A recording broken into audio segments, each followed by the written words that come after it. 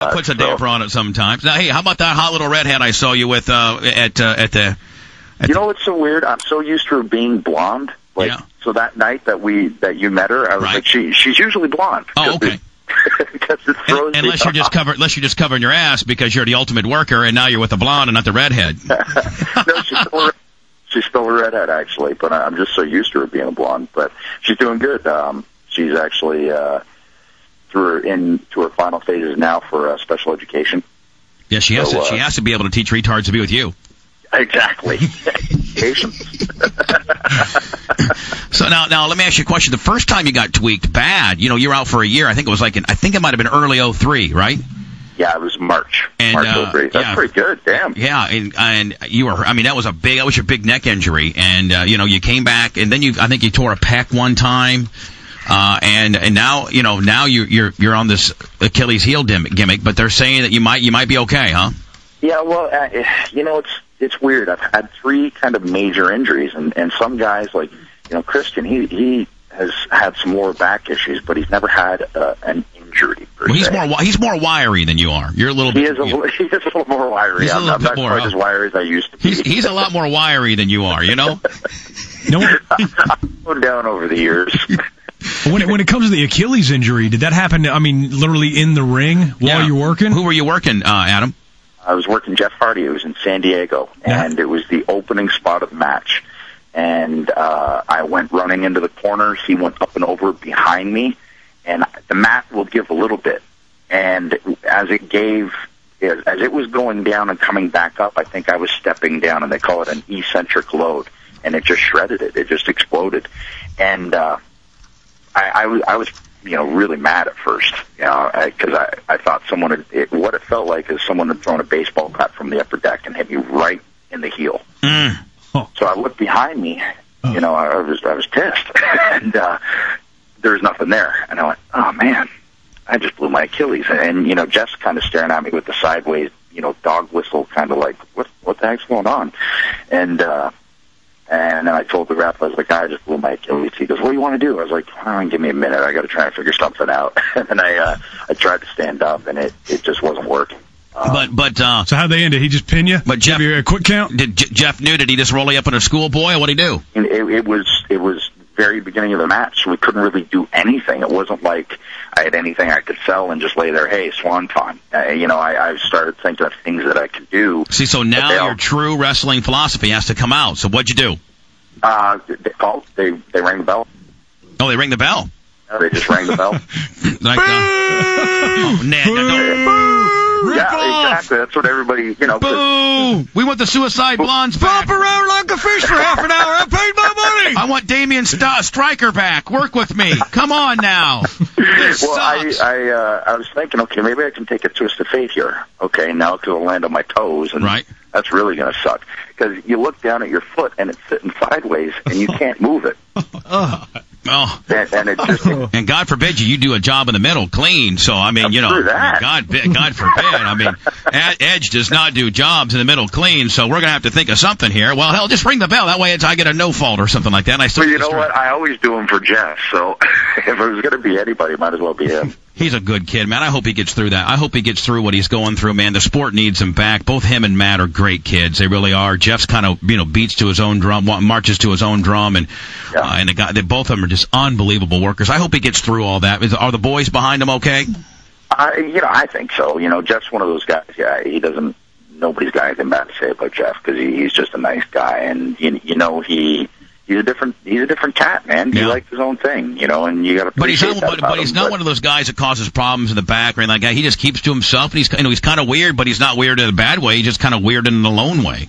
Just does his own thing, and I hope he figures out what's going on, and because I've always really liked Jeff. Well, I mean, he's a great worker too. The sport needs him. And how much longer do you got on your contract, Edge? And have you been talking to Vince about re-upping? My contract was up in October, but due to this now, I just got the renew thing, so it's January, but then tack on, let's say it's 6 months onto that. So probably June of next year. Yeah. But But after June of next year, like, are you a free? Not that there's anywhere else to go, but are you a free agent? And and do you just do a renegotiation, or if there was another suitor, could you go talk to him? I mean, I guess you could. I've always told myself I started there and I'll retire there. I'm kind of a homegrown guy, so for me, it's like I've been there now going on 12 years. So to go anywhere else would just it wouldn't really make sense. And I've always wanted there to be competition because I think it's good for the industry and I think it's good for the boys. But I also think that WWE is the NFL of wrestling. Vince nobody puts on a product. I mean, Vince has got it, man. I mean, just the production element and the house show element and the pay-per-view. Vince got it, man. He's got it dialed in. He's got a fine oiled machine, man. He really does. The thing is, there's always going to be flubs. There's always going to be storylines or matches that aren't that great or whatever. But just consistency's sake and track record and all of those things. For me, as a wrestler, that's the place to be. Now, what about the news that Shane McMahon is leaving the company? And I heard from Johnny Ace the minute it came down. I texted Johnny. I said, "Is it a shoot?" He goes, "I really can't comment on it, but I just want to let you know that it's for real." And that was kind of took me by surprise because I just thought that family. Nothing against the family. I just thought Shane was going to be there like you forever. Me too. And I was surprised, but the way you got to look at it, it's like. It's got to be pretty hard to be Vince's son and work with him. Yeah. So I could see wanting to take a break or, who knows, maybe it's to help his mom.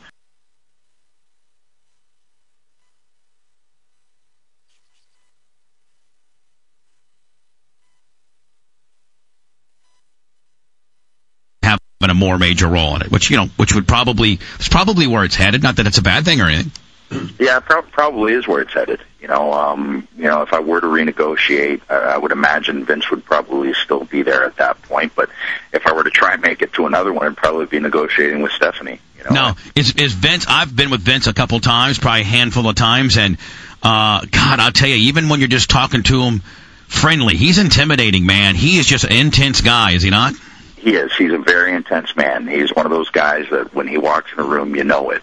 Yeah. It's just, I don't know, certain people just, whether they cultivate it or whether they just have it, I don't know. But he's one of those guys. And only two people I've seen him let his guard down with, Taker and Hogan are the only two people that I actually saw Vince kind of just let his mean guard down a little bit. Yeah. If you get a one-on-one relationship with him, he's a really interesting guy, to pick his brain and how he looks at things, and it's pretty interesting. And that's another thing I've been lucky over the years is just the amount of years I've been there, and I think he sees me tearing up my body. So he understands that I'm a faithful employee. So him and I have a pretty good relationship, and it's been pretty cool over the years to get to know him. How's Christian doing? He defected a little bit, then obviously came back. Probably was much, probably needed to come back. Is he going to ever get a big push? You think? I hope so. I think that it might have been a bit of a proving ground for him, and him and I talked about that. It's like, okay, probably going to have to, prove yourself a little bit here, even though you were here for years. Right. You left, and that's going to have to pay your dues a little bit again, and not that going to ECW is paying your dues, because personally it's my favorite show, but I think going there has actually been good for him, rather than going to Raw and kind of being, stuck in the middle or kind of where he was when he left. Right, kind of a tweener.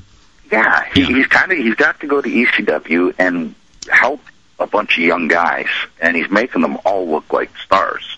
Well, he can work. I mean, he held you. I mean, he carried you for years. Yeah. Why do you think he's got a bad lower back? God, I'm telling you, he's the one that did all the high spots on the tables, ladders, and match. Poor guy. He took all the big bumps. I did all the catching. Poor little wiry son of a bitch. I mean, you had to do. You never went any higher than the third rope. That poor guy had to go 100 feet up. My feet don't leave the ground. If I was here too, he'd be saying, "That's right, Bubba. You tell him, Bubba. You tell him who the man is." I love that kid, man. Man, how about Cena? Is he money or what, buddy? God. Well, he's a workhorse, man.